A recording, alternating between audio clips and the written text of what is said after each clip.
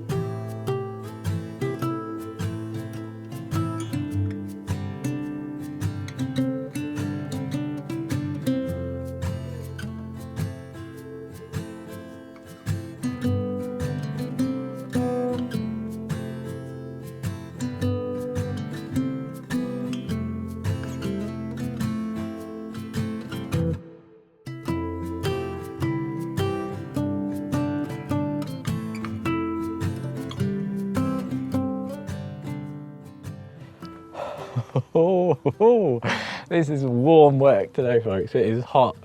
I do feel better though. Now that I've got stuck in, it feels like it's moving. And some of the sleepers look okay. These two. This is the one that was on the side that was always, for the bin really. But this one is looking pretty bad too. So I just thought I'd show you a bit of a close-up. And this is a good example for anyone who's building a greenhouse. Like I say, I'm going to do a guide video on this. But just putting sleepers on soil, I don't think is going to work. These are only softwood sleepers. I've been on the soil for about 4 years, and they're really starting to go. This one went, and I've not talked about this recently actually, but this one really got kick-started with the rotting because I made it into a raised bed. I had a little raised bed at the side of the greenhouse that I thought would be really nice. And people talk about sleepers as raised beds and that kind of thing and lasting for ages and ages. And I really think that's a bit of a hangover from when you're using like old railway sleepers, hardwood, old growth hardwood that has been tarred and treated with toxic chemicals and that stuff will last years and years. This stuff though, a softwood, even a treated timber, this has been pressure treated and I painted it with like an oil-based preservative. It's just not going to last. And for a raised bed or something, that's fine. It can slowly rot away for 10 years. It's going to hold your soil in place. But for something structural like a greenhouse base, not so great. We're going for a little close-up. And I've got bloody Spice Girls stuck in my head. Don't know why. Why am I singing the Spice Girls to myself? I do not know. Anyway, right, so this is the one that you've seen. Let me get my gloves on. This one is truly done. Look at this corner. It's just, I'm not even really putting any pressure on that, just giving it a that is gone, and it's pretty much like that all the way along the side here.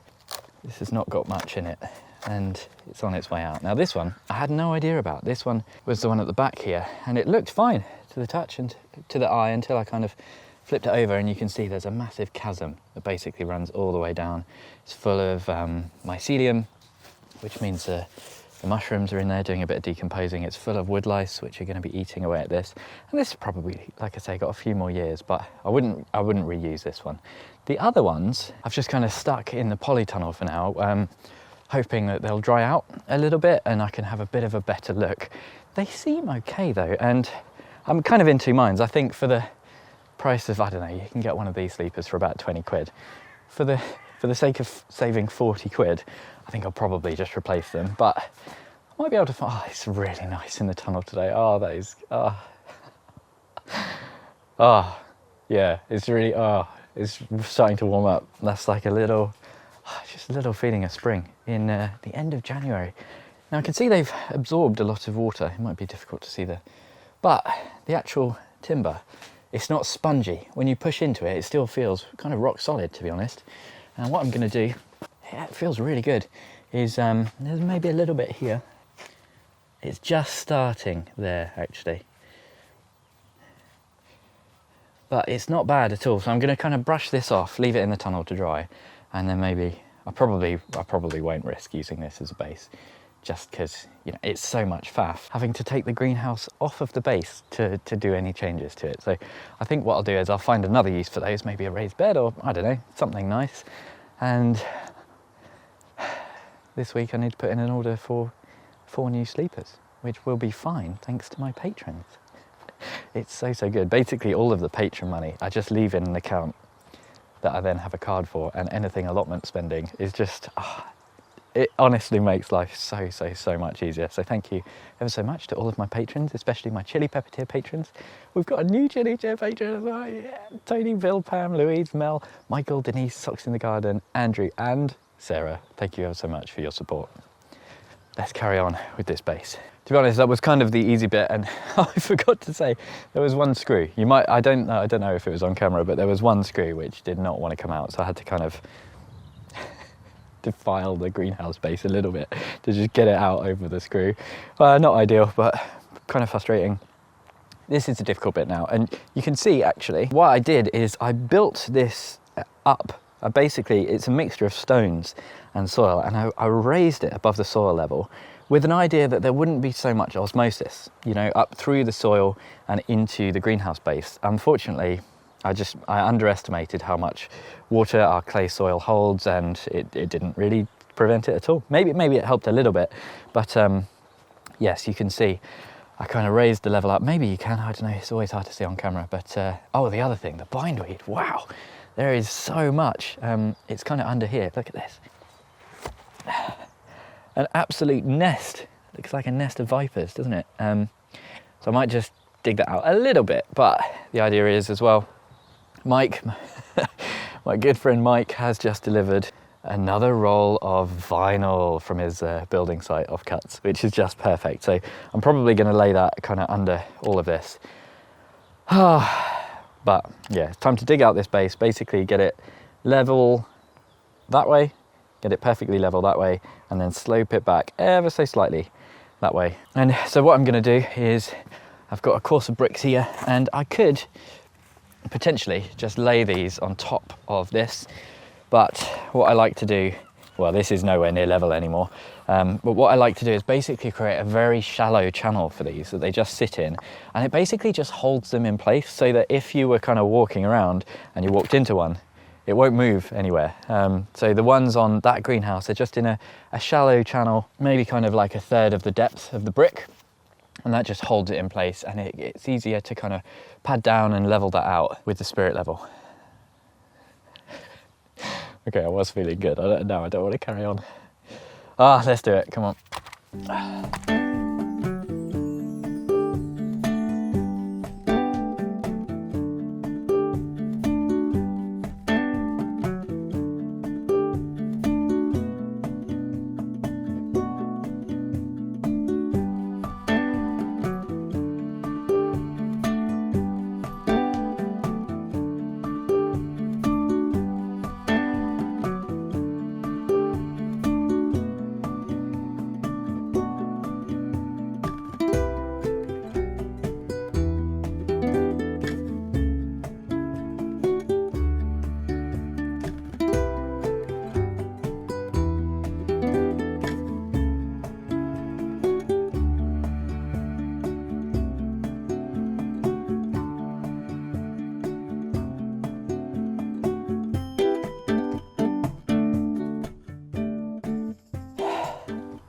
We're about 2.5 down that backside to go. This one needs a bit more work. I sort of started saying it out, and then I realised probably the smartest thing to do, should have remembered this, is just get the 4 corners in place and then use a sleeper.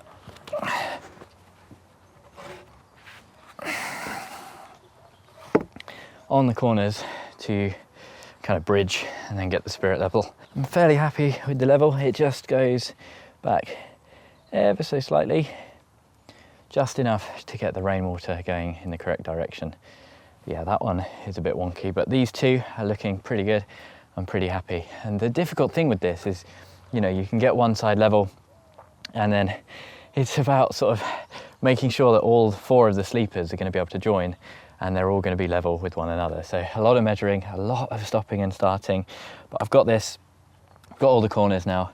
Now it's basically just a case of, once you've got this in place, you can kind of, once you get all these out of the way, basically just kind of slip the sleeper back and forward and continually just check the level of the bricks and that they're supporting. And I think when I did this last time, to be honest, I spent a little bit too long trying to get it perfect. And actually, when you think about it, if there's a few bricks that are, you know, the main support, if they're a little bit high, then once you put the weight of a greenhouse on it, they're going to depress ever so slightly, and then the whole thing will be supported if it's more or less level and even. And I just had a look at the greenhouse that I've completed, which just feels completely solid, and sure enough, there's a millimetre gap here, a millimetre there. It's not really anything to worry about, I don't think. One thing that has been really surprising is I forgot how much plastic there was in this bit of the allotment.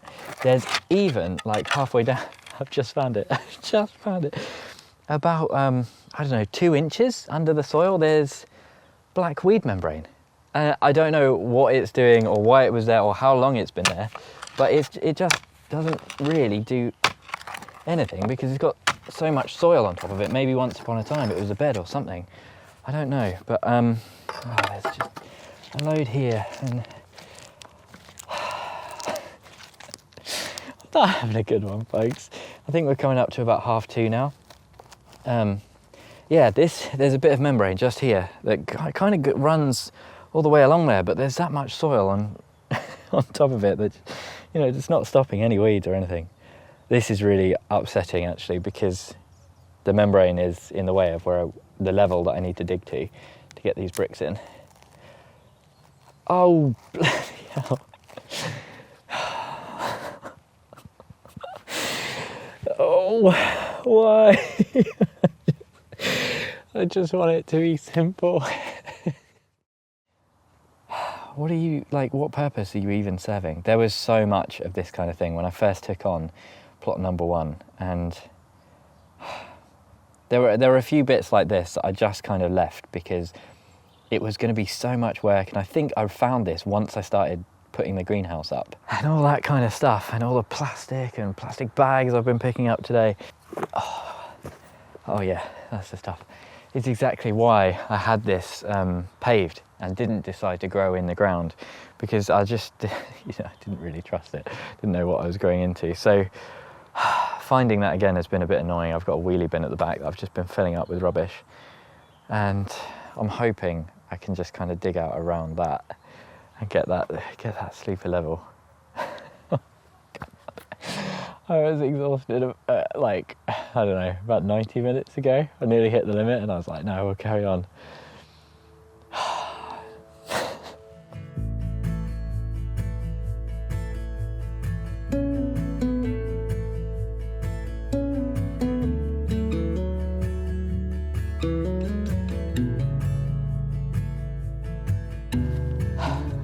Good progress. I know I've been a bit grumpy throughout this build so far, and hopefully it will start to feel a little less grumpy.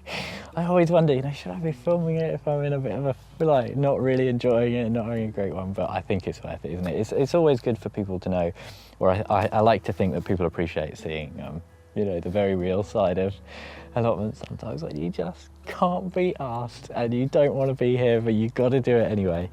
And it does feel good once it's done. I still need to do a little bit of tweaking with this. I'm pretty happy with the levels. It's all going to settle a little bit because it's just on soil. It always does. The back end is kind of kicking out a little bit on that end. So I've got the bricks down here.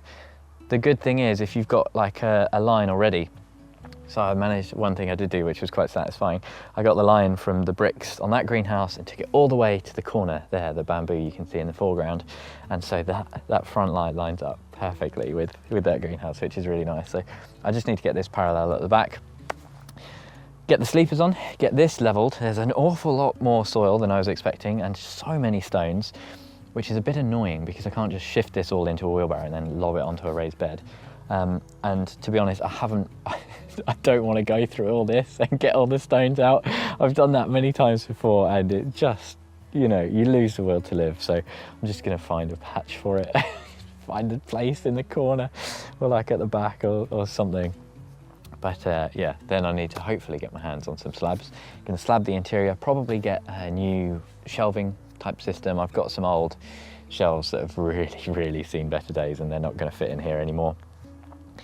And starting to think about all that is putting a bit of a smile on my face. I am starting to feel a bit more positive. I'm also just thinking about how much more enjoyable this has been than that build was, because that one, the weather was appalling. I was coming up most days after work. I remember I'd finish around 3, come up in the pitch black, head torch, waterproofs, maybe get a couple of hours of digging in, because I was digging out the whole lot, the whole centre, because I wanted to grow in it and I wanted to make it nice. Getting all of this done in one day, absolute dream in comparison. It's not perfect, like I say, but it's pretty much there. So thank you ever so much for joining me, and I'll see you again in the next one. I'm so excited to go home.